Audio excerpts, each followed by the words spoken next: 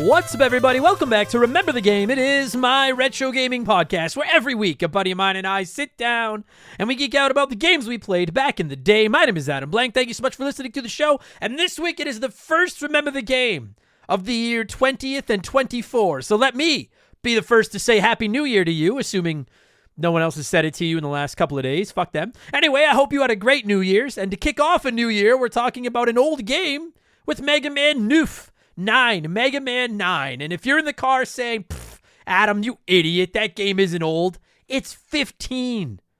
It'll be old enough to drive this September. So yeah, it's old, and so are you. And it's also awesome, and so are you.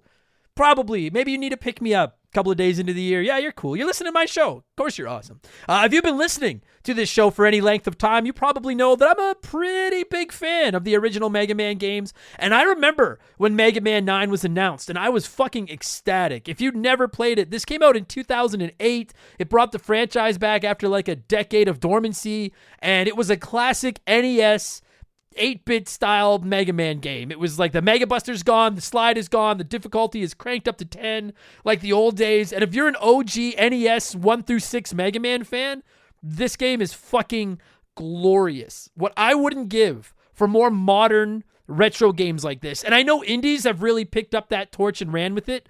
And listen, I love games like Celeste and Shovel Knight and Cyber Shadow and The Messenger and some of those classic NES and SNES and Genesis looking modern indie games, but to actually see like a vintage, it'd be like if they made a new Resident Evil today that was the classic, tank control, blocky character, cheesy voice acting Resident Evil game. To actually see these classic games come back like this is just something else. Mega Man 9 is like an NES game in 2008, or I guess now in 2024, whatever. So I'm rolling solo this week. I really wanted to set a guest up for this episode, but with the holidays and Christmas and everything, it just wasn't convenient, but that's fine. I'm great at droning on by myself, and I can't wait to drone on about one of my favorite Mega Mans of all time, and we'll get there in just a minute, because speaking of listening to me drone on by myself, it's time for the first edition of the Remember the Game infamous intro for 2024.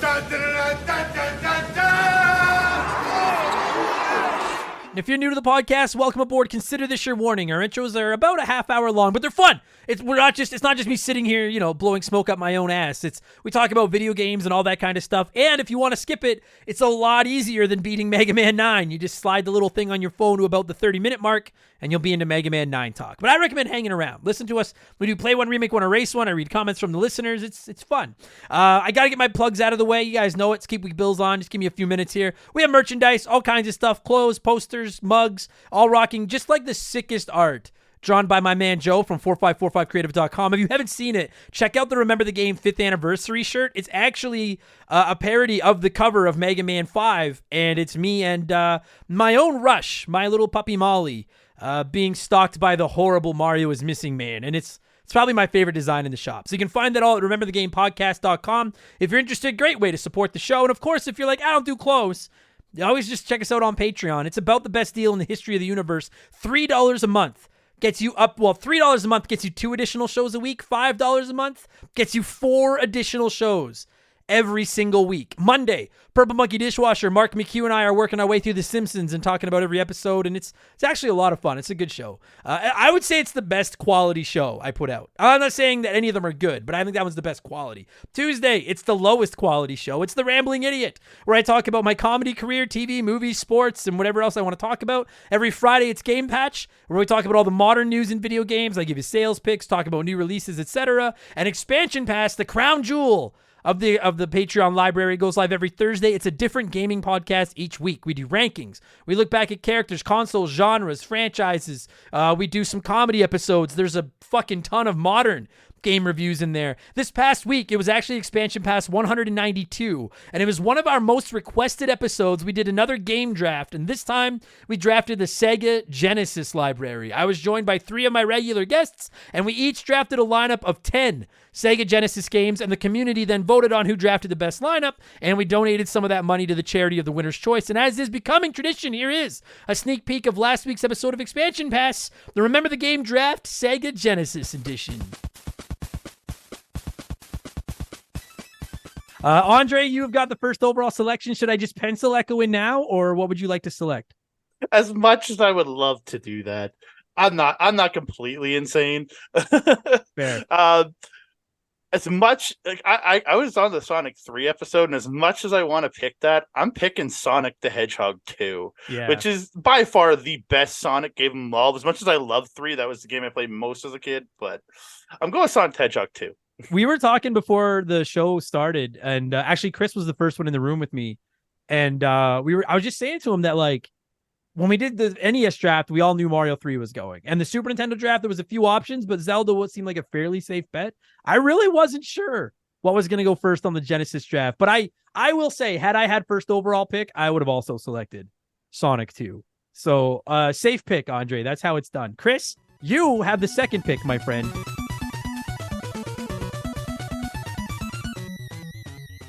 So that's now available in our archives along with our previous NES and SNES drafts. And for all of you asking, yes, I know how popular the draft episodes are. We are planning to do more of them this year. I don't quite know where we're going to go next, but I would think the Nintendo 64, the PlayStation 1, or possibly the Game Boy Color. It'll probably, two of those three will probably get drafts this year at some point. So anyway, this upcoming expansion pass is number 193. The topic was up to our Patreons, and the top 10 arcade games squeaked out a win in our poll. So I'm going to rank my 10 favorite arcade games of all time, read off some of yours. It should be fun. So again, subscriptions start at $3 a month to get new shows every week, ad-free, instant access to literally hundreds of additional ad-free podcasts, all waiting right there. You can add them to the podcast service of your choice, including Spotify, and just listen to them all there. It's sick. And not only do you get a bunch of podcasts, you get access to our 1,000+ member Discord, the chance to vote in our Patreon poll every month, the ability to submit comments to be read on our shows. You can DM with me, and you even get a shout out and get to hear me mispronounce your name like I'm about to do to most of these people. A huge thank you to our newest Patreons, the real Troy McClure, Jonathan Wynn, Chimpan A to Chimpanzee, I get that, Mo, I think it's Mao, Joe Deschantel, Captain EO, Lachtar 9877, Creature Hubend, I Divert Lamb, I think is how I'm supposed to say that. Sorry if I fucked that one up. Miller Time 0630, Oh Hamburgers, Bruce Wayne, the bat himself, MKMT, Gregory Long, and Venom NYC. I love Venom and I love NYC. So that is a great name. Thank you all so much for the support, and welcome to Remember the Game Industries, patreon.com/rememberthegame. The last quick thing I'm going to plug is just Twitch. I'm really making it a goal to be more active on there this year. I want to do a lot more retro playthroughs on there. I actually played through the original TMNT on my original childhood NES on Twitch last week. It was a lot of fun. I was playing some Mega Man 9 on there over the weekend. Twitch.tv/rememberthegame. Come by and see me. It's good times, all right? That's enough blowing myself. Let's blow some of you by blowing in some cartridges. It is our opening segment here on the show. I read a few comments and questions from our Patreons, usually gaming related, but not always. And we call this segment Blowing in the Cartridge. He blows all right. He blows big time. That's it, honey. Get into the spirit. Oh, I just had a horrible sneezing fit. Well, I edited it out, obviously, but oh my God. You ever have one of those times where you just sneeze like 10 times in a row? It feels so good. I don't know. Maybe, I don't know if it's like I don't know why, but I love a good wet sneeze. And when it's like a whole bunch in a row and you're seeing stars afterwards. Sex is great, but a sneeze fit? Come on now. Anyway, let's blow. Our first blower of the year is Darth Skywalter, who said, Happy New Year, my friend. You as well, Darth. First and foremost, I wish you, Shay, and Molly, personally and professionally, a great 2024. Now, down to business. After any step of releasing an episode, playing the game, recording it, editing it, does not matter. Do you ever have second thoughts and almost cancel it, or have you ever actually canceled an episode that we never knew about? Keep up the excellent work, my man. Thank you, Darth, and Happy New Year to you and yours as well. Yes, quite often, not often when I'm playing the game. The only time I regret, like, I have hesitations while I'm playing a game is if I'm like, fuck, I don't know if this is going to make for a very good episode. But that doesn't happen too often, because if a game is good, it's easy to come on here and blow smoke up its ass. And if a game is bad, it's easy for me to come on here and unleash Angry Adam and just tear it a new asshole. There's been the occasional game. I know, don't get upset, because I know some of you probably will if you didn't know this. Suikoden 2 is one that I started playing it, and I'm not good with deep RPGs, and I'm not good with massive parties in RPGs, and I started playing it, and I was like, I see the brilliance in this. There is literally no way I can deliver a good episode on this. It's like playing a foreign language to me. I'm not dunking on the game. I think it's cool. I just don't understand it. So occasionally that happens, and then the episodes never come out. Most of you know about Suikoden. Lots of it happens while I'm recording it and while I'm editing it, where I'm like, you have to be your own hardest critic. And I think it comes from my comedy background. Every good comedian thinks they suck. Every good comedian, like deep down, you know you're good, but every good comedian is their own worst critic, and every bad comedian thinks they're a good comedian. Because when you think you're bad, you're always looking to improve. And so I think that has translated over to comedy to podcasting. And I'm not saying that I've improved as a podcaster, but I definitely am my own worst critic. And there's many an episode that I finished and I'm like, fuck, that sucked. Everyone's going to hate that. But I got to put them out because got to keep the schedule. And then as far as like, have I ever canceled an episode? There was one. And I've told this story before, but my buddy Brad and I were recording an episode about WWF WrestleMania for the NES. And we got about 15 minutes in and we were both like, this sucks. Like, this is a shit episode on a shit game. There's no meat on the bone. There's nothing to talk about. And I don't even have the audio we recorded. We just recorded over it. And I don't remember what we reviewed. We reviewed something else instead. But that is the only time that I've ever scrapped an episode straight up and not released it. But all the time I finish these episodes and think they suck. Always. So thank you. Thanks for fucking tearing the Band-Aid off, Darth. Appreciate it, buddy. Vader Maximus said, it's been mentioned a few times that you missed out on a ton of classic films and you often say you want or will get around to watching them. I'd love for you to do just little updates on when you do check a film out. Nothing time consuming, just a 5-minute ramble on what you watched and what you thought of it. Oh, and check out an NES game called Battle Kid. It was physically released for the NES about 10 years ago. It's a bit like Mega Man Souls game and it's available on Switch. Oh, Jesus. Mega Man's already like fucking Souls games.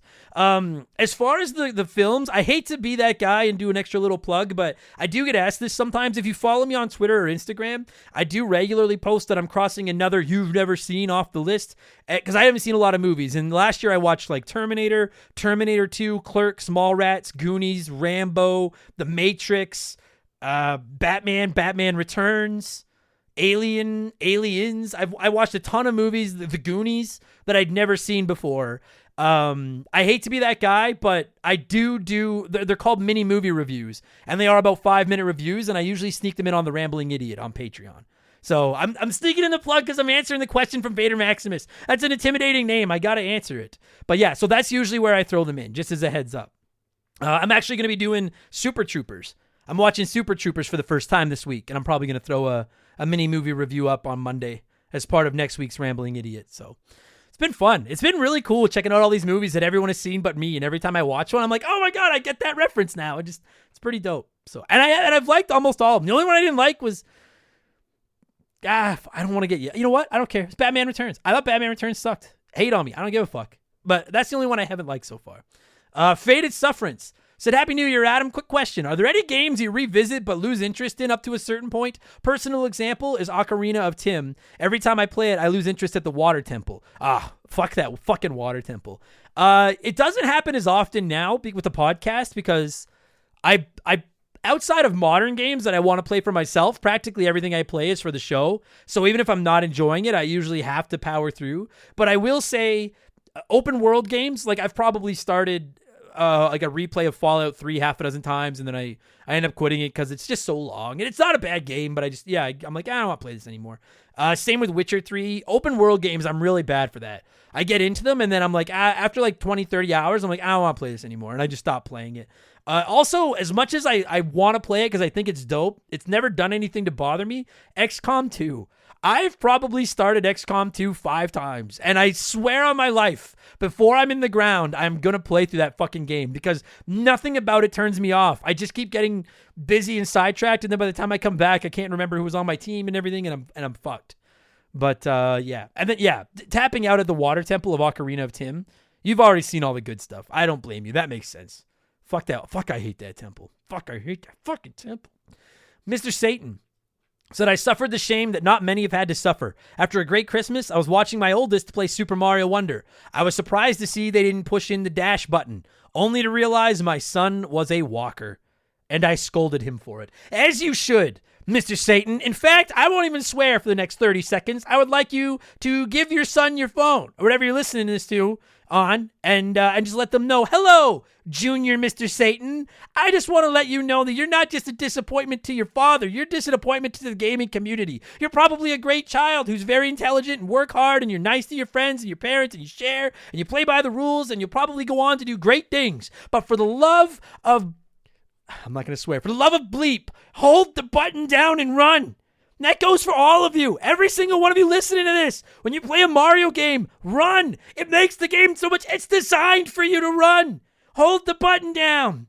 It's not... Shaylee does it sometimes, and then she misses jumps, and then she's like, well, I don't know how anyone's supposed to make that jump. And I'm like, oh, yeah, I don't know either, except maybe if you win at it. Walkers. You're almost as bad as the people that have to get every frickin' coin. Ha. Happy New Year, Mr. Satan and Junior Mr. Satan.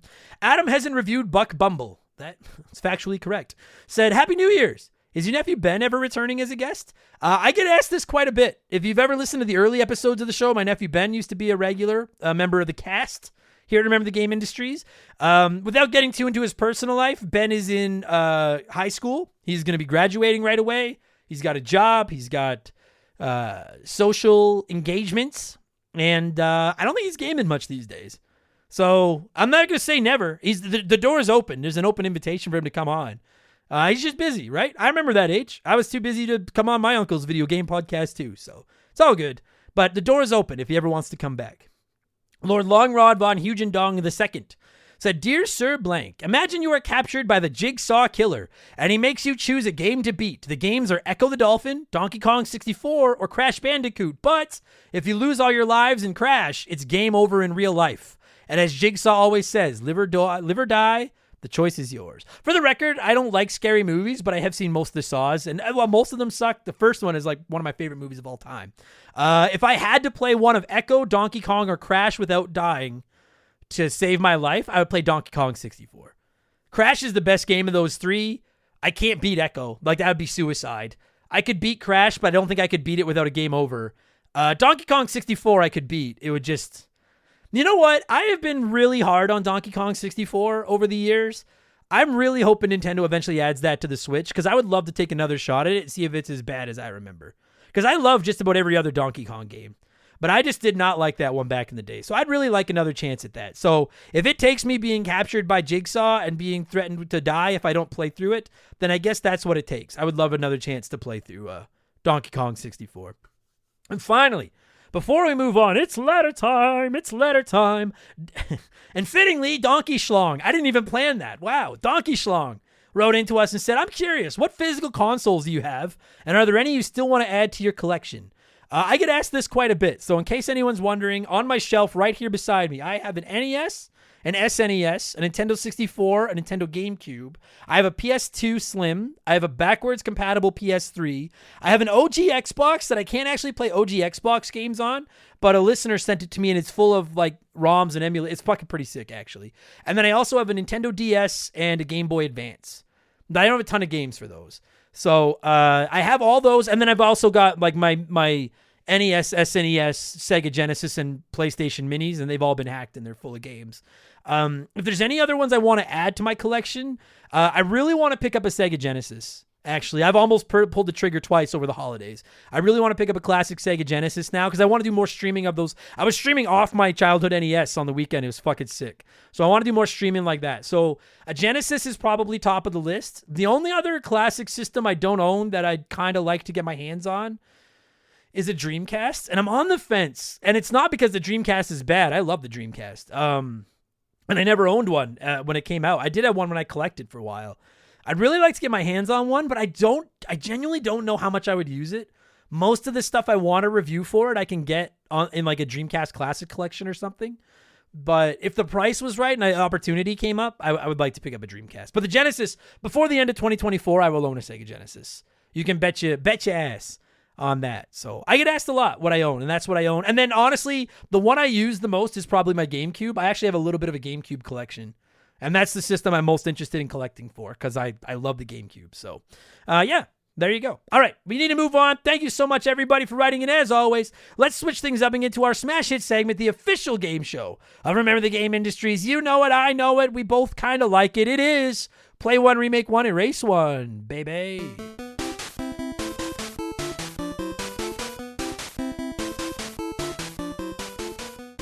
And a huge thank you to Classic Concentration from the NES for unknowingly providing us with the theme music for the show. The rules are simple. Every week I give our Patreons 3 retro video games. They can play one as it was released, remake one as a modern game, and the third is erased from time forever. And as always, there are no wrong answers, but there is a right one, and I'll tell you what it is in a minute. This week we're talking Mega Man 9, so I actually went to Metacritic and looked up Capcom's highest rated games, and I got Devil May Cry, Resident Evil, Code Veronica, and Street Fighter 4.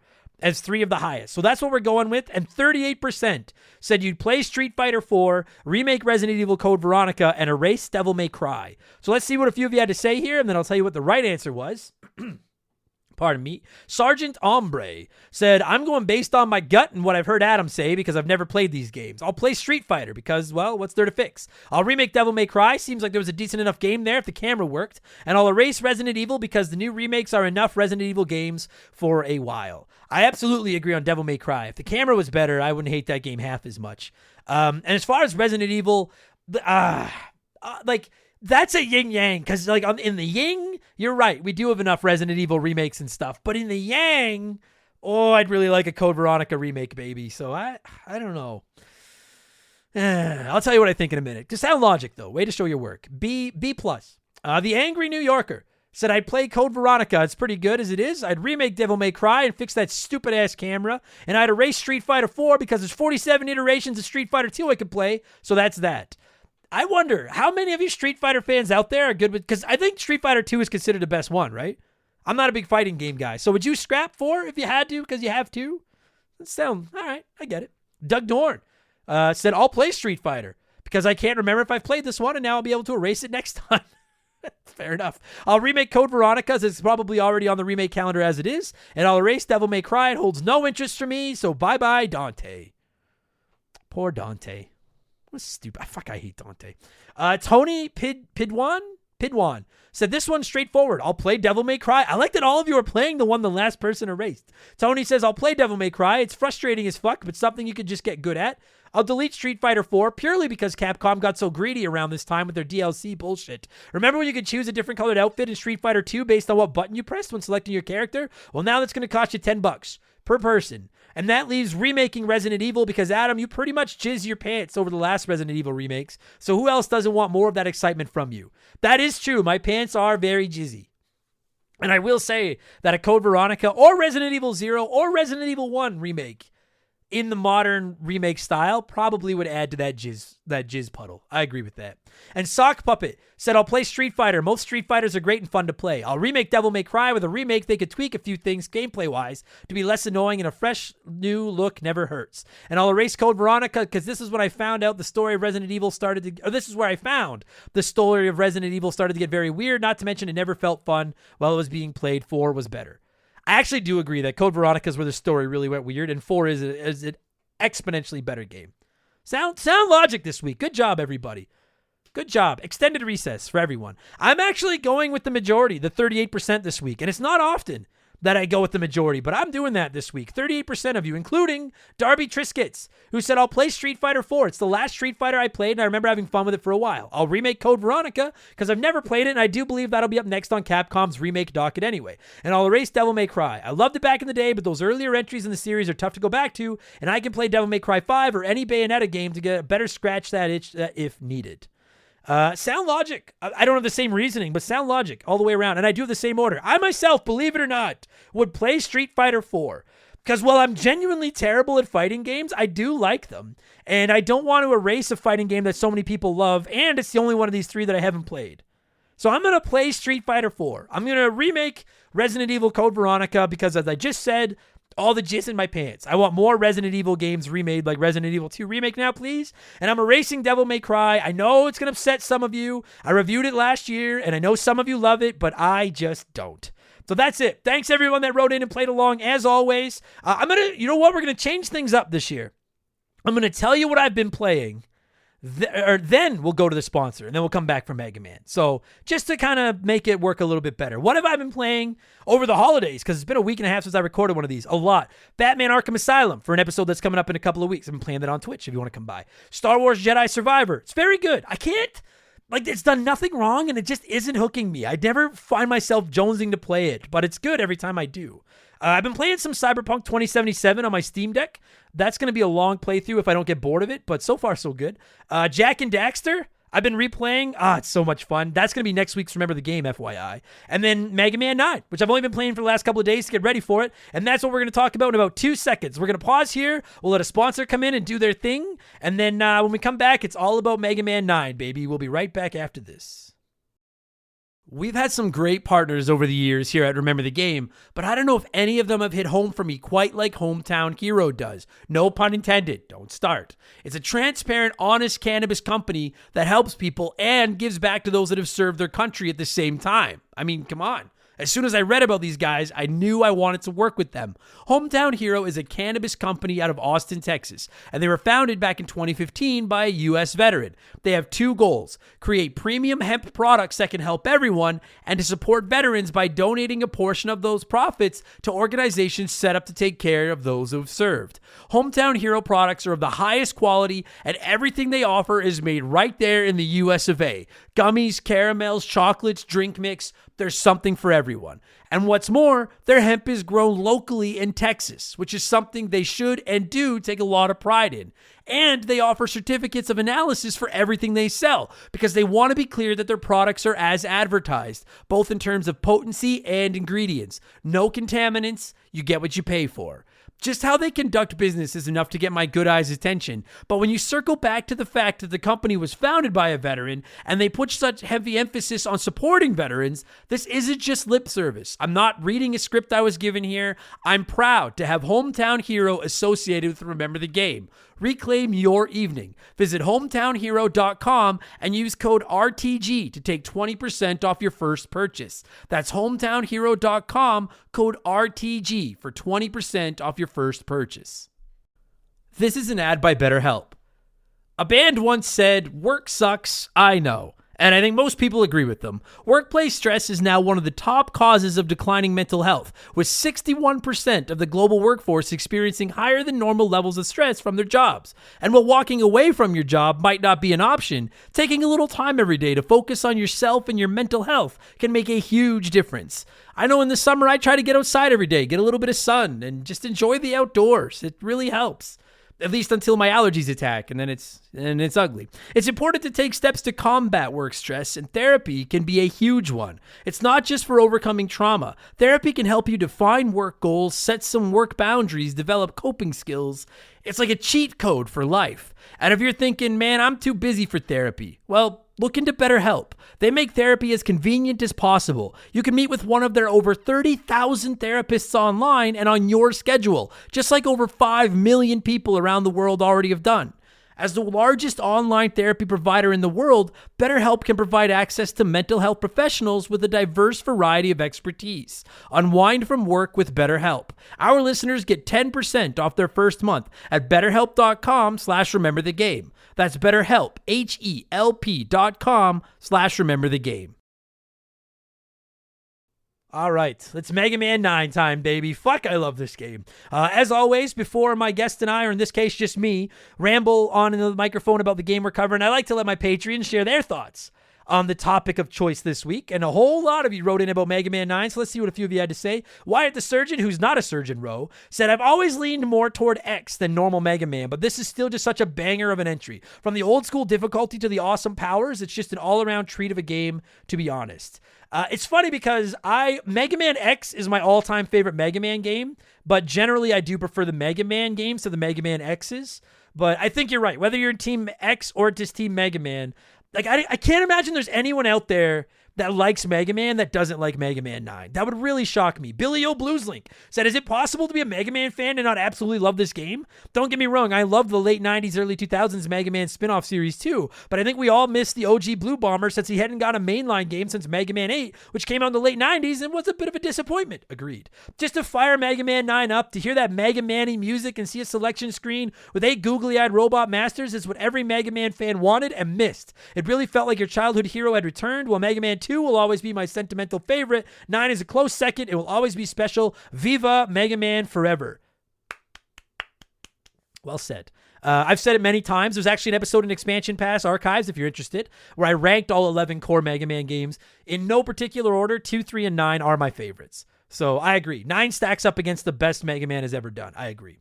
Astro Alpaca said, this game, in my uneducated opinion, redefined the term retro games as a genre. Mega Man 9 was one of the first games made by a mainstream developer to purposely use 8-bit graphics in the early 2000s. I had only knew of Mega Man from Marvel vs. Capcom. I read an article in a Nintendo Power about Mega Man 9, and I was confused when they said it was a new game. Intrigued, I bought it as soon as it appeared on the Wii Shop channel. After playing Mega Man 9, I was sold on the franchise forever. Yeah, buddy. I remember I bought it the day it came out as well as a WiiWare game on my Wii. Arguably my favorite Wii game is Mega Man 9 because, well, no, it's probably Mario Galaxy, but yeah, I remember that. I'll get into. I'll talk in a minute. Let's let you talk. I'll talk in a minute. Justin Valarelli. I think I said that right. Said, amazing soundtrack, great game, but very challenging. Took many hours to clear a stage. Has a great bonus stage, and who doesn't love Proto Man? Agreed with all of that. I will say that, yes, I replaying it over the last couple of days, like I consider myself fairly in shape with Mega Man. This one's tough, especially Wily. This one's got one of the hardest Wily's castles in Mega Man. This Wily's castle will fuck you up. And Dark Joel's said, how does he have 2 goddamn guns on the cover art? His blaster is green? Where was this Mega Man? It's actually pretty awesome, but it's like if you were to describe Mega Man to your artist grandpa to draw. That cover should be a tattoo or stamp. They have stamps in Canada? Yes, we do, but we call stamps chips. Shout out to anyone that gets that reference. It's funny because a lot of people have been complaining on social media about the box art for this game. You haven't seen it, look it up. So the story behind the box art, quickly, I rarely do history, but I know my Mega Man, is when they came up with the box art for Mega Man 1, they had to do it like that. They had no time, so they kind of explained it to an artist, and the artist came up with some of the worst box art you've ever seen. And it's Mega Man holding a gun. If you've never seen it, look up the Mega Man 1 box art. I would love a poster of the box art of Mega Man 1. Oh my God, that'd be sick. And so 9 is clearly a tribute to that horrible box art from Mega Man 1, and I'm all for it. I fucking love it.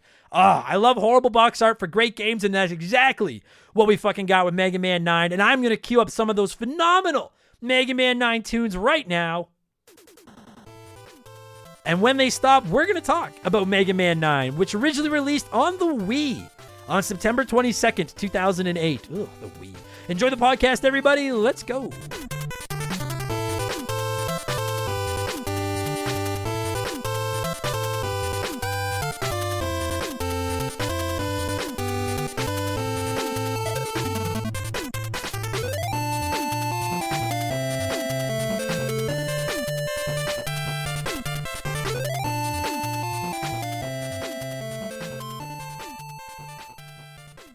All right, let's get into this. So it's funny, if you were on my stream on Tuesday afternoon, I was literally just playing Mega Man 9 on Twitch 20 minutes ago from when I'm recording this part of the podcast. The intro was already done. I did that this morning, and now I'm talking Mega Man 9. But I was literally just streaming this because last night, I only started replaying this about 2 days ago to get ready for the podcast. And I beat this one back in the day when this came out, and I'll get into all that later. But I played the fuck out of Mega Man 9 when it came out, but I haven't played it in years. And so I thought, hey, you know what? Any excuse to play some Mega Man. I love these games. I'll fire this up for a refresher. And I think it's a combination of me being out of Mega shape when it comes to Mega Man, and the fact that, I'll fight you.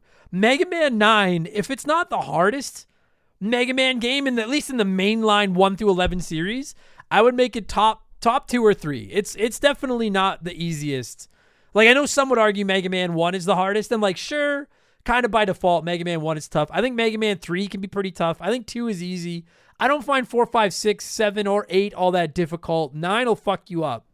And then 10 and 11 are pretty tough too. But this is a tough game. Anyway, the point is, I was just playing it on stream, and last night, when I was replaying it, I got to Wily's Castle, and I'm not even going to, I guess if by some incredible chance you never played Mega Man, in 15 seconds or less, Mega Man's this little blue robot. He's awesome. He's got a gun for an arm, and he usually fights 8 different robots that all have different powers that were designed by Dr. Wily, who's the villain, and as he defeats those robots, he gets one of their weapons that he can then use whenever he wants, and once you beat all 8 robots, then you go to Wily's Castle, fight all the robots again, and then you fight Wily, and then you save the world, and that's the end of the game. So, yeah, I'm assuming most of you at least know of Mega Man. So anyways, last night when I was playing it, I was in Wily's Castle, and I think in this level, in this one, I think it's 1, 2, 3. I think it's 3 stages, and then there's a little mini stage, and then you fight the 8 robot masters again, and then you fight Wily. And I got to that part, and I had no energy tanks, no M tanks. I had no anything left for supplies. And I hadn't played this game in a while, and I forgot that when you leave Dr. Wily's castle in this one, it's not like you're coming back in and going right to the level you were on. I left Wily's castle and went back to the stage select screen to go to the store to buy a couple of E-tanks. And then when I clicked on Wily again to go back to fight the Robot Masters and Wily, it was like, nay, you're back to square one. Go fuck yourself. So I had to play through all of Wily's castle again. So I decided, fuck it. I'm going to log in. I'm going to do a quick stream, and I'm just going to beat the game on stream here, and then I'll go and record, and then it's all fresh in my mind. And I played for about 45 minutes. I got back to the end of the game again. I defeated the 8 Robot Masters, but then I was up against Dr. Wily, and I had no E-tanks or anything left. And that's where I left it because my controller died. And I was like, all right, well, my controller's dead. I'm on stream. I can't play because now my controller's dead, so I got to take my Switch out of the dock. I got to get the show recorded anyway. So between now and when this episode goes live, I will fire that game back up and beat Wily because I'm literally like 3 hits away from beating him, but without an E-tank at the end, it's kind of tough. So I practically rebeat the game, and again, I just want to say that like if you're listening to this, and I know that I get messages from people that are like, oh man, I never played Mega Man until I started listening to your podcast, and then I started to really like Mega Man, and or I get a lot of people being like, hey, you make them sound awesome. Where should I start? I have to be honest, Mega Man 9 is one of the best games in the franchise, but do not start with Mega Man 9. There's not really a story to these. Like, each one's got like a little self-contained story, but if you're listening and you've never played Mega Man, it's not like you need to play them in order to hop in or anything. Everyone is basically the same. At the end of the day, Dr. Wily's a bad guy with a bunch of evil robots, and Dr. Light's the good guy with Mega Man, and Mega Man goes and defeats the evil robots. But I would definitely, I get asked that a lot. So if at the end of this episode I've convinced you to fire up the Mega Man games and you've never played them before and you're wondering where you should start, I almost always recommend starting with Mega Man 2. Mega Man 1 is okay, but it's pretty primitive. Mega Man 2 is one of the easier ones in my opinion. It's still hard, but it's one of the easier ones in my opinion, and it's the one where they really mastered the formula. And you're wondering, you're like, what the fuck, Adam? This isn't a Mega Man 2 review. This is a Mega Man 9 review. That's where I'm headed with this. If you've never played this, Mega Man 9 came out in 2008. It came out 12 years after Mega Man 8 did. And if you don't know, Mega Man 1 through 6 were on the NES. Mega Man 7 was on the Super Nintendo. Mega Man 8 was on the PS1. Might have been on the Saturn. Nobody cares. But anyway, it had been a long time since we got a new Mega Man entry. And when this one was initially announced back in 08 or whatever the fuck it was announced, I lost my mind, as did a lot of old school Mega Man fans, because this game looks and plays identical practically to Mega Man 2 and 3 from the NES. It's the 8-bit graphics. It's got the chip tunes. You've already heard the music's incredible like it always is. They took out a lot of the stuff that they added in later Mega Man games, like the slide, like the Mega Buster, and I know that those are controversial decisions. We were talking about it just on my streams. I know some people like it better when Mega Man's got his slide or got the Mega Buster. I will say that I'm a fan of the slide because it's pretty handy, but I'm also a traditionalist when it comes to Mega Man, and I kind of enjoy playing it where all you can do is jump and shoot your little pea shooter until you start picking up weapons. I like that. And so that's why I bring up Mega Man 2.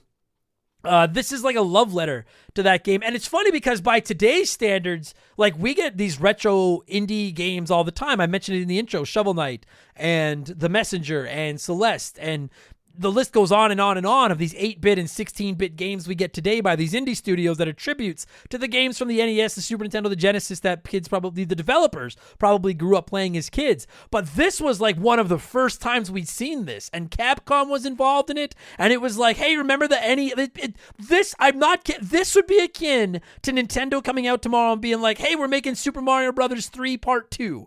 And it looks just like Super Mario Brothers 3, and it plays like Super Mario Brothers 3. Or another old school Legend of Zelda, or insert your favorite NES game here. That's what this is. It's basically an NES game in 2008. And it runs a little, and that's like, and I think it, frankly, so like, sorry, whenever I do one of these reviews by myself, I know I get a little bit more scatterbrained than normal, but if you've never listened to it on Expansion Pass, I've done an episode where I rank the 11 core Mega Man games. And without giving away the exact order, I will say that 9 is a top 3 Mega Man for me. Like, this game is such an incredible love letter to the glory years, but with a couple of little additions. And it's stuff like, it has saves, obviously, which Mega Man 2 and 3 didn't. So that's nice. It does some things graphically that I don't think Mega Man 2 and 3 would have had an easy time doing. Stuff like when you're in, I don't remember whose level it is now. Maybe Jewel Man. But you're on those rotating platforms. So you're on these platforms that are just coasting back and forth, and you jump from one to another without falling off them into a hole. But when you land on it, it's like a revolving magnet, and Mega Man literally spins around in circles. And if you jump when he's on the bottom, he'll go down, and if you jump on the top, he'll jump straight up in the air.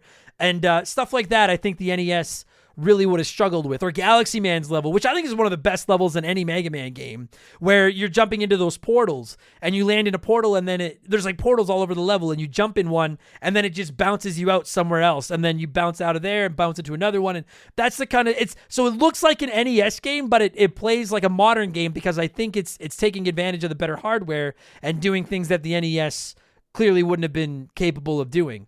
And I can't, listen, I'm going to be honest with you, like, get ready for a lot of gushing, because I don't think there's anything about this game I don't like. I love the graphics. I love the way it plays. I love the Robot Masters. I love the story. I love the difficulty. The soundtrack is fucking incredible. This is just, if you're listening to this, insert your favorite NES franchise and dream about what it would be like to get another entry in NES style. And Mega Man fans got that with Mega Man 9. And I don't know where the fuck this came from. I don't know why they decided to do this. They ended up doing it again with 10, which we'll probably review on the show someday. Honestly, I'd like to eventually review all the Mega Man games. But I know not everybody listening to this is a Mega Man fan, and I don't want to fuck everybody around. And just make everybody have to listen to Mega Man all the time. But it's been a while, and it's the new year, and I'm in a good mood, and I want to talk about it. So so the story of this one, listen, the story in Mega Man never really matters. I will say, one of the things I would love would be a modern Mega Man game, even if it was in this art style. But I would love a Mega Man game where they spent a little bit more time on the story. Because usually it's like, oh, Dr. Wily is evil. Dr. Wily is evil again. Dr. Wily is still evil. Here's a new robot. Oh, no, wait. It's just Dr. Wily in a costume. Like, it's always Wily. And in this one, off the top, these 8 robots are actually, the Robot Masters in this one start going, they're actually designed by Dr. Light. And they start going crazy and destroying the world and everything. And Dr. Light ends up getting, Dr. Wily comes out and says, like, hey, I refuse to help him. This is Dr. Light. He's a psycho. Fuck that guy up. And then Dr. Light gets arrested, and then Mega Man sets out to stop him. And what I think is really cool is after you defeat 4 Robot Masters in this game, you pick up like a part from one of the robots, and you get to go to like a little cutscene where you find out that, like, oh man, the robots are kind of like, they're going to get just scrapped right away. And they're like, oh man, so they're probably upset about that. And then when you defeat the 8 Robot Masters, you pick up like another little chip or scrap or whatever the fuck. And it actually shows them talking to Dr. Wily. And Dr. Wily being like, hey, listen, that's what humans do. They use you and they scrap you. Come with me and we'll fuck them up and take over the world. And then Wily comes in, steals the chip, and then you have to go fight Wily. And and then eventually, like, I guess I'm not even going to spoil the end of the game, because maybe I'll convince a few of you to play. At the end of the day, you're going to defeat Wily. There is a cool little scene at the end. Proto Man shows up. Proto Man's awesome. We'll get more into Proto Man in a little while, but I like that it's got a little bit of a story. At the end of the day, listen, some of my favorite games are Mario. I don't need a great story. You can just tell me, like, hey, Dr. Wily invented 8 more crazy robots named after weird things, and I have to fight them, get cool weapons, and then go beat up Wily, and I don't care. I would honestly take Mega Man's as an annualized title, and I don't need a big story. It would be cool if we got one. Like, I would love a big, like, 20-hour epic Mega Man game full of story and plot twists and this and that, but I just, at this point, I've conceded that I don't think we're ever going to get that. So if that's the case, then, and don't come at me with Mega Man Legends. Mega Man Legends was fine, but I want core Mega Man. At this case, I'll just take more of the... Frankly, I'll take anything. Beggars can't be choosers. Mega Man 11 from a few years ago was awesome. Give me any... I don't care. Like, I'm going to put it out into the world right now. It's January 2nd, 2024 as I'm recording this, and I'm praying that by January 2nd, 2025, they've announced Mega Man 12. Like, fingers, eyes, and toes crossed. Give us another one. And if you want to put a story in it, great. And if you don't, I don't fucking care. So that's basically the story. And then you set out, and then it literally is just classic Mega Man. You hit start, and you're on that menu select screen that I fucking love, where you have the 8 Robot Masters all around this, like the Brady Bunch screen, and Mega Man's googly eyes are following them around as you're moving around, and you got to pick which one you want to fight. You go fight them, and yada, yada, yada. quickly to get into the 8 robot masters this time around, you have Concrete Man, Tornado Man, Plug Man, Jewel Man, Hornet Man, Magma Man, Galaxy Man, and Splash Woman. And there's a couple of robot masters in this one that really stick out to me. Obviously, the standout to most people, I think, is Splash Woman. It took 9 Mega Man games at what? How many robot masters is that? 8 times 8 is 64, plus 6 is 70. Is that 7? Am I right? Is that 70 robot masters? 8 games at 8 robot masters apiece. Yeah, and then 6 from Mega Man 1. And I know some of you are going to write in and be like, Mega Man is number 1, Proto Man's there, and they added 2 more to... Shut up. It basically, the point is, it took about 70 robot masters for them to make one a woman. And this isn't one of those like, oh, they're pandering. Shut up. This was in 2008. This was before that whole thing happened. And I think it's cool, and I'd like to see more of them. And she's awesome. She's like a robotic mermaid, and she's underground. And she's got underwater, excuse me. She's got like a laser trident, which is the weapon you get from her. And it's like a laser pitchfork it's a trident, but it looks like a pitchfork. It's honestly, for my money, it's not the coolest weapon in the game, but it's the one I find the most useful throughout the game because it goes through shields. So you get up with those fuckers that have those giant shields in front of them that just hide behind and shoot little pellets at you, and you can just blast through those shields with the tridents and fuck them up, and it's awesome.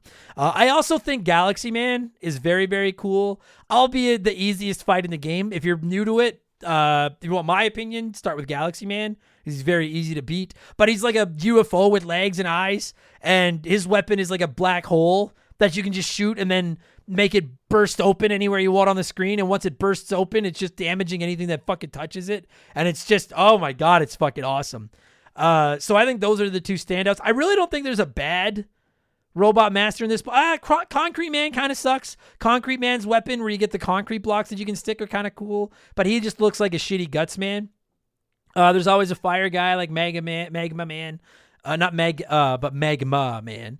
Hornet Man is pretty, I don't know, he's neat. I like that he's got the homing. It's got all the basic weapons. Like Hornet Man's weapon is the homing missiles with the hornets that go after stuff. Jewel Man gives you the shield that you can wear while you're running around. Plug Man gives you the spark that runs across the ground. It's got a lot of the basic weapons and then a couple of new ones. But by and large, I'm pretty happy with the 8 Robot Masters. I will say too that while I do find this to be one of the harder Mega Man games, I don't find the robot master fights particularly difficult, once you've got weaknesses, none of them are hard, but I find that there's some Mega Man games where they're much more difficult than they are in this one. If you can get the timing down and you're good with that buster, you can beat 3 or 4 of them with just the buster without too much trouble, in my opinion. I always start with Galaxy Man, but I find Splash Woman pretty doable with just a Mega Buster as well.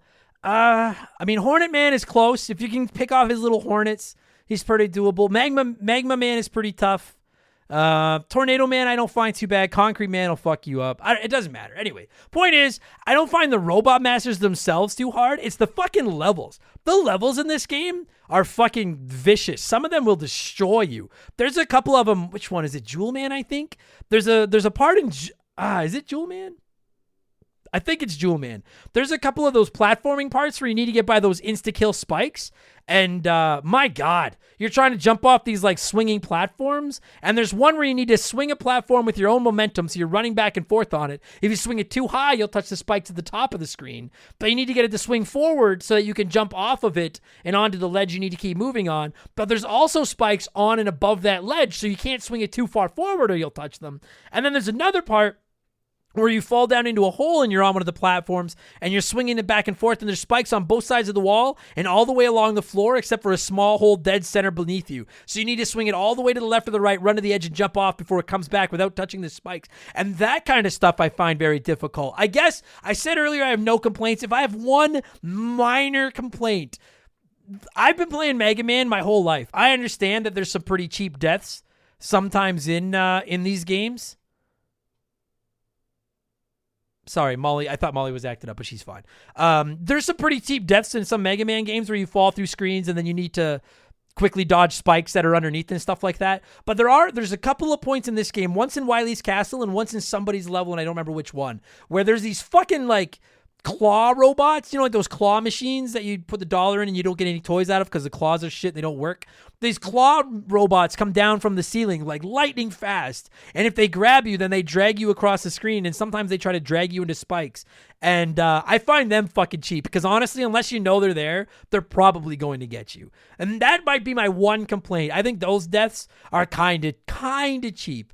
But other than that, it's just a tough game. Like, the platforming is super precise. There's a ton of enemies that'll fuck you up. I definitely found avoiding the spikes to be the most difficult part. And then Wily's Castle in this game, I think Wily's Castle might be the most difficult Wily's Castle in the core Mega Man series. I haven't played some of them in a long time. Like, I haven't played 5, 6, 10, or 11 in a few years.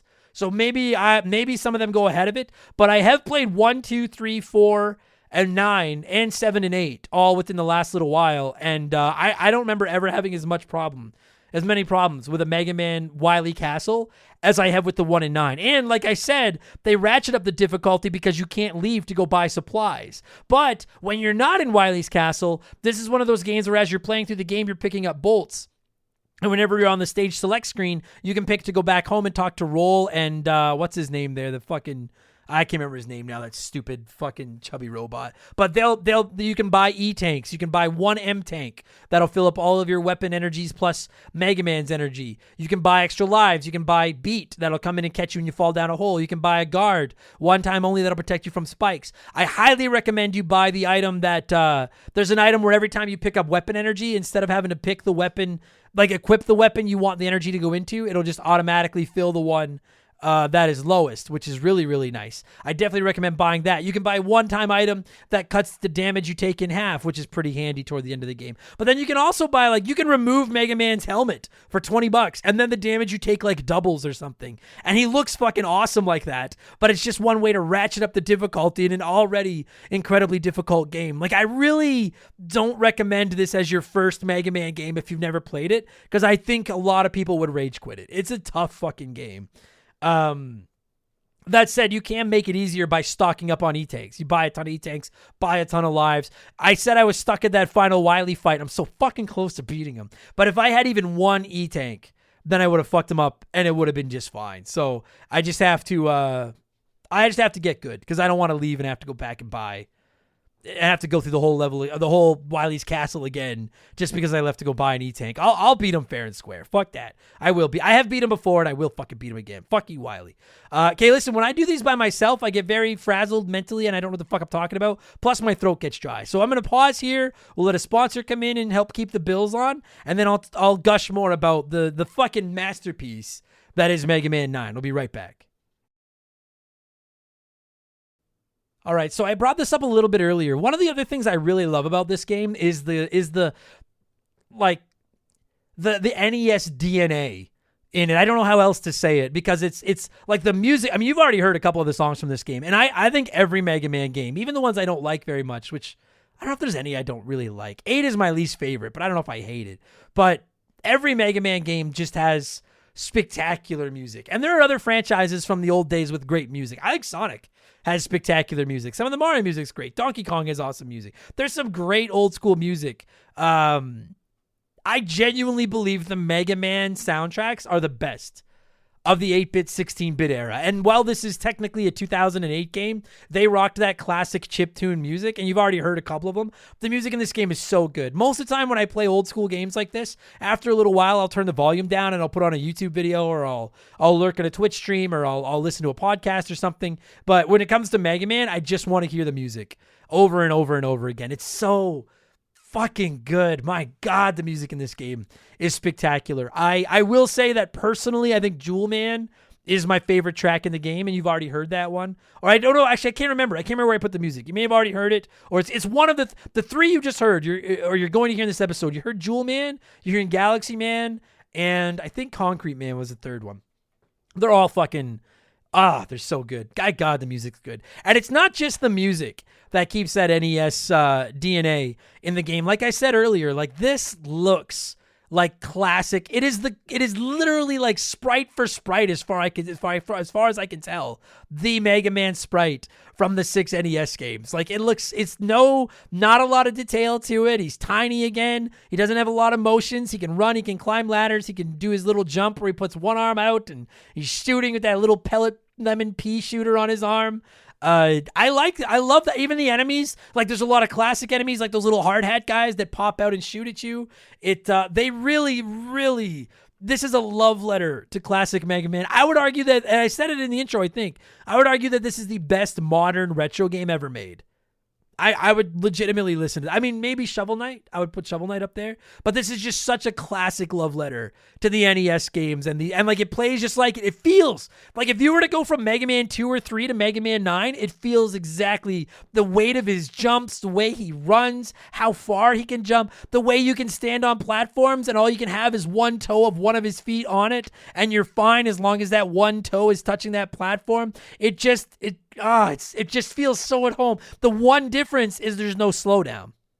When you played this game, or when you played even Mega Man 2 and 3, particularly when you get up to like 6, Mega Man 6 is a good game, but Mega Man 6 fucking chugs on the NES. There's a lot of like stuttering and stuff in the classic Mega Mans on the NES. And this one is just smooth as butter, as you would expect from an 8-bit game on modern consoles, even as modern as the Wii. This game is silky smooth, and they get really creative with some stuff. Like I said, the spinning platforms. I don't think the original NES could have pulled that off, at least not that smoothly. I can't remember if they did that in Mega Man. They did some pretty crazy things in Mega Man 6, so maybe they did. I don't remember, but it wouldn't have been this smooth anyway. The portals in Galaxy Man stage, stuff like that. Dude, some of the fights in Wily's Castle, some of the boss fights. So one of the boss fights is these 4 stupid-looking little plugs that are behind spike balls, and they're all just shooting spike balls at you, and all you have to do is go from level to level, like platform to platform, and just shoot the spike balls back at the plugs and blow them up. And it's honestly, it's kind of a lame fight. But then there's also another one that's like a tribute to the Yellow Devil from Mega Man 1, and it's 2 blobs with an eyeball inside one of them, and they're teleporting across the screen, and you need to dodge their teleporting and then shoot the eyeball when it's on its way across, as opposed to shooting the Yellow Devil when it's standing there in its solid form. You don't know what Yellow Devil is, look it up, you'll know what it is right away. It's like an iconic mini boss from Mega Man.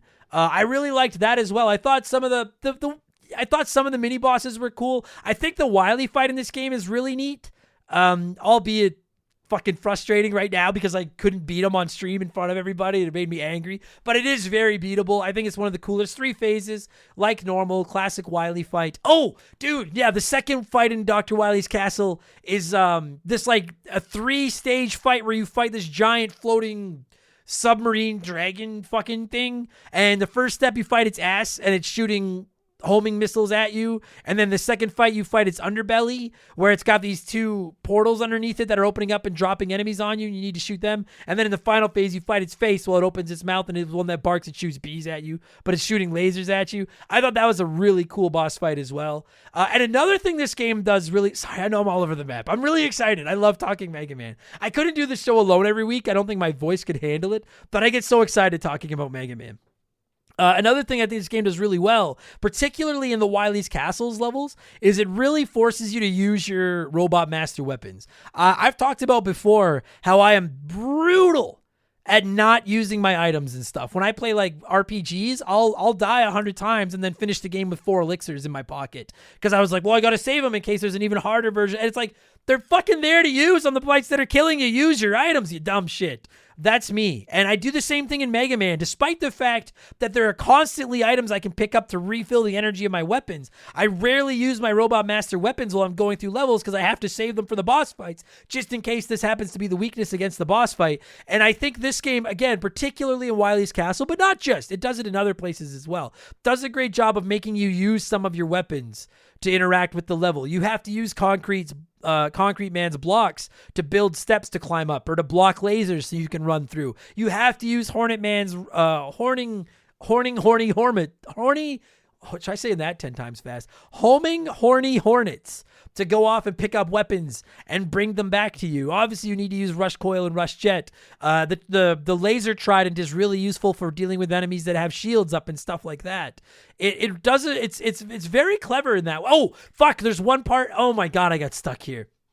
There's one part in Wily's castle where there's these like giant lava laser beams coming out, and they're like those ones that'll instantly kill you if they touch you, and they come across the screen super fast, and you have to hit them with concrete blocks to turn them into concrete momentarily and then climb up them. But it is fucking quick, and it's tough. I died there a lot, but again, that's another way where at least it's making me use my weapons. You can't just blast your way through this one with the Mega Buster. You have to actually use some of your other weapons and stuff like that as well. Plus, you also have Rush Jet and Rush Coil. They didn't bring Rush Marine in this time, but that's fine because Rush Submarine fucking sucks anyways. But Rush Jet and Rush Coil are cool. And I mentioned Proto Man. I know people will kill me if I don't bring this up. I might be wrong because I was playing it this time on the Mega Man Legacy Collection 2, and I believe in this one you unlock Proto Man. I can't remember, so sue me if I'm wrong. I can't remember if initially you could get Proto Man, or if you had if you could find him, or if you had to buy him as DLC. I want to say that you had to buy him. I'm almost positive that when the game originally released, you could buy Proto Man and play it through the game a second time as Proto Man. And which is all, if you don't know who Proto Man is Mega Man's brother. He's the cool guy with the whistle tune and the shades and the shield and the cape, and he's fucking awesome. And in this one, he shows up at the end of the game. I won't ruin it in case you want to play through it. It's not like it's a big deal, but he shows up at the end of the game. But then you can also play through the game as Proto Man. And what's cool about it, I thought this was really, really clever. They took away Mega Man's slide and Mega Man's charge shot so that it felt more like Mega Man 2 and 3, the more old school Mega Mans, before they started really souping Mega Man up in the later games where he could slide under stuff and charge up his buster. But when you play through the game as Proto Man, he has the ability to slide and the ability to charge up his buster. So he's got both the things that they took away from Mega Man, but the trade-off for that is he takes more damage than Mega Man does when he gets hit by stuff, which is really fucking cool. I would love to see them go back and remaster the old school Mega Man games and add Proto Man as a playable character in some of those. I think that'd be fucking sick. And then it's also got stuff like there's some difficulty options and there's a couple of different stages you can go through. It's got a challenge mode in it. I can't remember if that was in the original game. I think it was. Or if they added it to the Legacy Collection where you can, which by the way, just if you're wondering, that's how I'd recommend playing this. Just buy the Mega Man Legacy, buy both of them, frankly.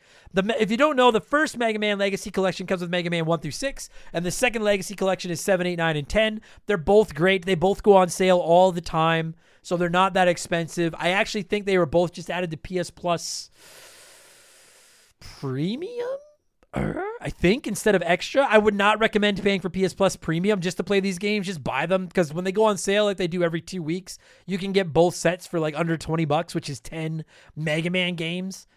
Which I highly recommend picking up because Mega Man 10 is more of the same. Another love letter to classic Mega Man, which is sick. What I was saying is that I know there's challenges and stuff in the game, which just give you more reasons to play, and they can be stuff like, beat the boss, beat a boss without getting touched, or beat a boss with just the buster, or all kinds of cool things, which is really neat. And I'm a big fan. I love that kind of stuff. It's funny because people sometimes ask me, are you a big trophy guy? Are you a big achievement guy? And I'm not.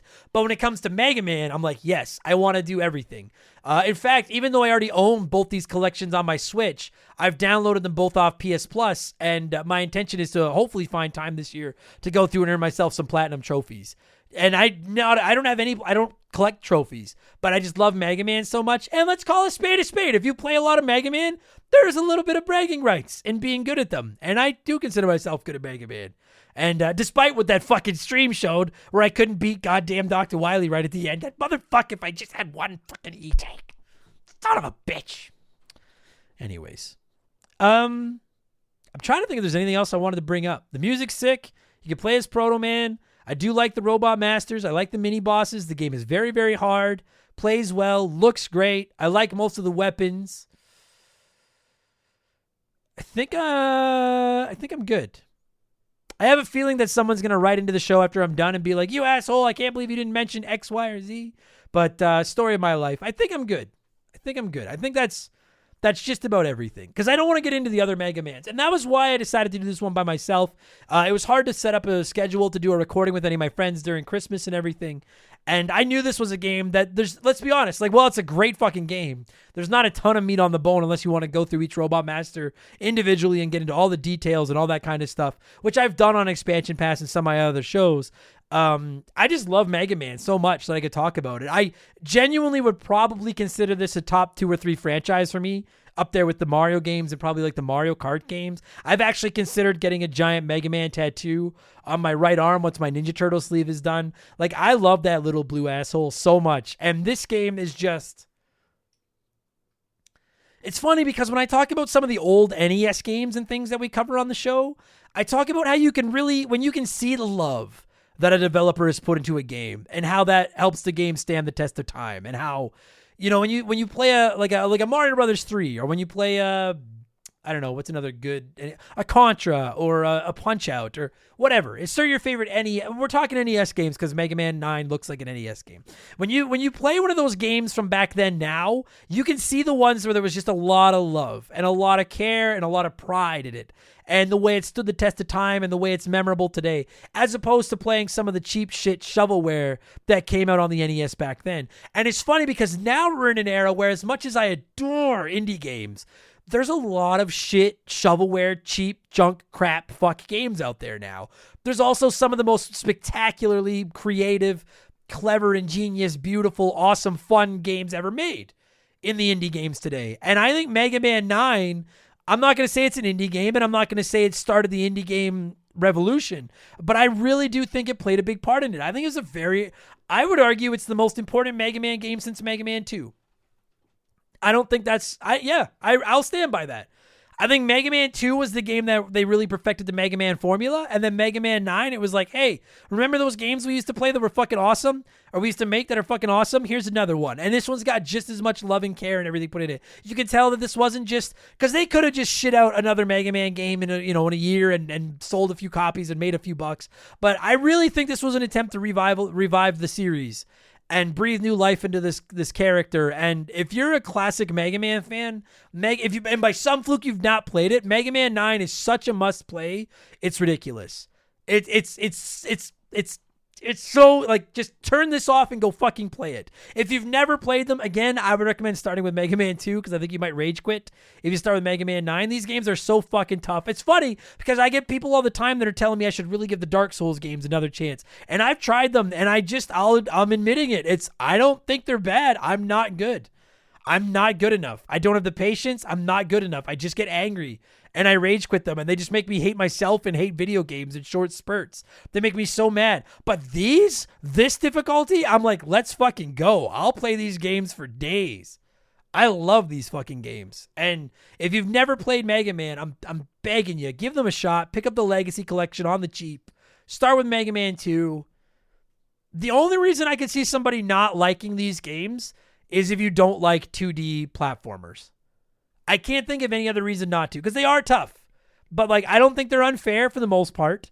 They're so satisfying to beat. I'll tell you, when you figure out a Robot Master's weakness, for all of you that have played Mega Man before, is there any better feeling than, like, especially if you don't look it up and you don't know the Robot Master weakness, like, chart. So you go into a fight against a Robot Master and you just start throwing the weapons you have in it, and when one hits, it takes away like a fifth of their health bar, and you're like, oh, motherfucker, I got you now. That is one of the most satisfying feelings in any video game ever. Oh my God. And I love the Mega Man games. I love the character, and I love Mega Man 9. We'll score this one out of 11 because there's 11 numbered mainline Mega Man games. And if I'm scoring Mega Man 9 out of 11, I'm giving it an easy 10. 9 gets a 10 out of 11. I'm an easy 10. I guess it's losing a half a point for the Mario tax because it's not Super Mario World, and it's losing a half a point because those fucking cheap-ass claw robots piss me off. But other than that, I don't have a complaint about this game. I had such a blast playing it. And honestly, while this episode is rendering, I'm probably going to fire up my Switch and take another shot at Wily. because I got to get it done just so for my own peace of mind. I need to beat it again. I fucking love this game. I hope that this episode was all right. I never know when I do these ones by myself because I'm not kicking things back and forth with my friends like I normally am. But this is one of the... I hope my passion for this franchise and this game came through. I love video games, and Mega Man is a huge part of it, and I love this game. I'm going to cue up a little bit more of that spectacular Mega Man 9 music right here. And when it stops, I'm going to thank you. I'm going to thank some Patreons, and I'm going to get off here so I can go play more Mega Man. Go play Mega Man. Mega Man's awesome. Take it easy.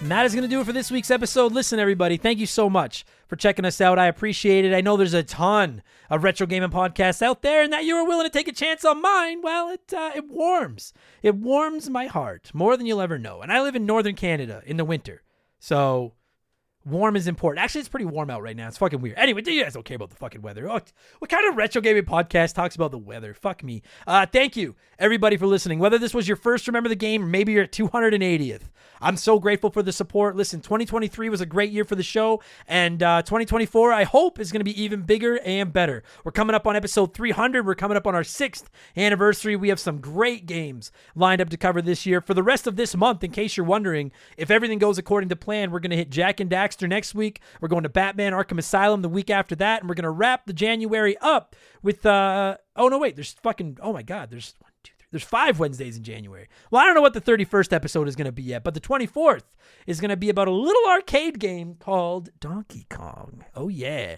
Should be fun. Hit us with a nice review if you enjoyed it. I appreciate it. And maybe just as good, probably better, actually, because it helps me keep the bills on. Check out patreon.com/rememberthegame. Hundreds of episodes waiting for you. Up to 4 additional shows a week. Subscriptions start at $3 a month. It's about the best value in the history of gaming. And like I said, come hell or high water, I'm going to be more active on Twitch this year. Twitch.tv/rememberthegame. Retro playthroughs. Just me raging like I always do. You can see my dumb face. It's a really good time. I don't bug you for subs and money or anything. I just come by and hang out. It's a lot of fun. So that's it. I'm going to thank some Patreons and get the fuck out of here. We will be back tomorrow for all our Patreons, where I'll count down my 10 favorite arcade games of all time. And like I said, we'll be back next week with Remember the Game 281. Jak and Daxter for the PS2. Take it easy, everybody. Happy New Year. Cheers, so long. Goodbye. Remember the Game is brought to you by our Patreons. I could not puke up all the content I churn out every week without all of your support. The following people are senior executive vice presidents or higher here at patreon.com/rememberthegame. Yeah, that's what I was going to say. Remember the Game edition. Whatever. Fuck off. It's my first one of the year. So a huge thank you. I'm contractually obligated to say their names. Fuck off. A huge thank you to Makeshift Mallow Magic Money, Joe Buck, Sharonic, Andre, Jeffrey Mathis, The Keegs, James Clark, Dave McGee, Dan of DNA Gaming, Slick Rick, Doug Doran, Chris Fleury, Andrew Wright, Jordan, Confused But Still Here, Lil Bunny Fufu 89, Angry Ticks, Dave Thompson, No One Cares, Scott Brooks, Aaron Lawson, Nathan Tremblay, A-Town, Morgan, Zane Donovan, Ryan Kinchin, Mike Maloney, G9PSX, Mercury 869, Wolfgang, Darren, Andy Hudson, Doogie, Wolf Magic 21, Johnny from Virginia, Squints, Titan 420, Zonko 504, Jeff Bergeron, Daniel, John Woodruff, Randy Barrage, Just a Fish, Adam Blank still hasn't reviewed. What does this say? Adam Blank still hasn't reviewed Mario Teaches. Fuck off. Mario Teaches Typing. Fuck you. I can't type, so I'm never reviewing that. I can't beat that game. Is Dark Souls to me. Holmes, Zach Shepard, Ballsack, Teabagger, Frosty Feet 492, Triple, Chugger 22, Elijah Burns. It's that nerd James, Madam Nutich, BBXJ, Steve Dalk, Mizuru, Murt, Juris, Dr. Mario, Tyler, Phil Lencher, Joe the Sandman, Eric James, Nick Amos, Thomas Childs, Biddy, Laces Out Damn, Beaver Boy, Thomas Smith, Nicola, Leroy Westrich, Rush's Dog Walker, Stud Still Smash, Matt Babineau, Gabe, Dan Fusselman, Fuzzy99, Decoy Man, a dude named Adam, Wyatt the Surgeon Who's Not a Surgeon Row, Blaine the Hoagie Man, Scary Terry, Storm Beagle, Archangel Otaku, Earl, Hagel Waffle, High Plains Drifter, Kayach, Jimothy, Chris Williams, Oroku Saki's Gardener, Nicole Aldena, Cody Richardson, General Fury, Dem Boys on the Roof. I cancel my necklace to afford this shout out. Hang on, I need a drink of water here. Max Lagroom, James Juan Francesco, John of the Adult Children Podcast, Franklin Badge, Drungs of Adam K, Sam Carpenter, Donnie the Dude, Walter, Nerdy Hybrid, The Fletchman, Colin Bollinger, Sleeper Hit, Squeak Nuts, Isaias, Timmy the Exuberant Turtle, Wimp 15, Christian Gabriel, Maverick, Marty, Radioactive Man, Musty Beetle, Graham Kennedy, John M. Watkins, Timothy Sabrinsky, Beef Dingleberry, Hitchy Pooch, Heavy Boy 9211, Burt Macklin, Quiet Place Queen, Cam Nelly 23, Christopher Britt, Zamatos, Big the Cat, Maverick, Bobby Litton, Brandon DeZeba, Kia Pup, Wheel of Fish, AB Killen, Works for Me, Alexander Camps, Neil Cooper, Tom Houlihan, Ted Explosion, Ryan Perry, Alex R, Lucas Valadez, Itchy Nutsuru, Mr. Papa Giorgio, Just Car Prank, Solomon Soto, Rated X, Int, Darth Skywalter, Postman, Tazelhoft, WestGen, Nick Creature, Youngster TK, Adam Martinet, The Big Deal, Kevin Monroe, Can't Destroy Her, This Motherfucker, Alpha Kenny 1, Beers of War, Because 19, Digital Dave, Marcus Mendoza, Lord Long Ron Von Hugendom II, Roger Staubach's Pool Cleaner, Lucas Shaman, Frosty Bear, Max Sandin, Shower Goatface, Alex Ramos, Faded Sufferance, Benjamin Atkins, Carbon Fiber Zombie,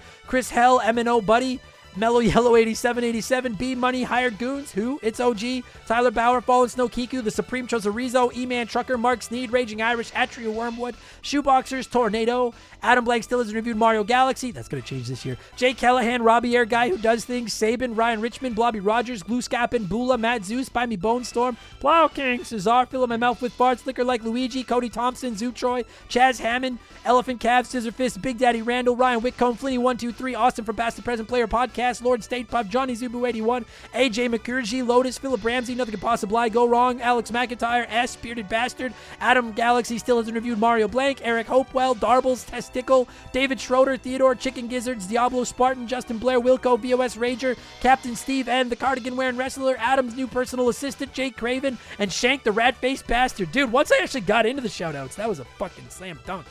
Wham! He's on fire. Because I know basketball now. Take it easy, everybody. Happy New Year. Thank you for the support. Cheers.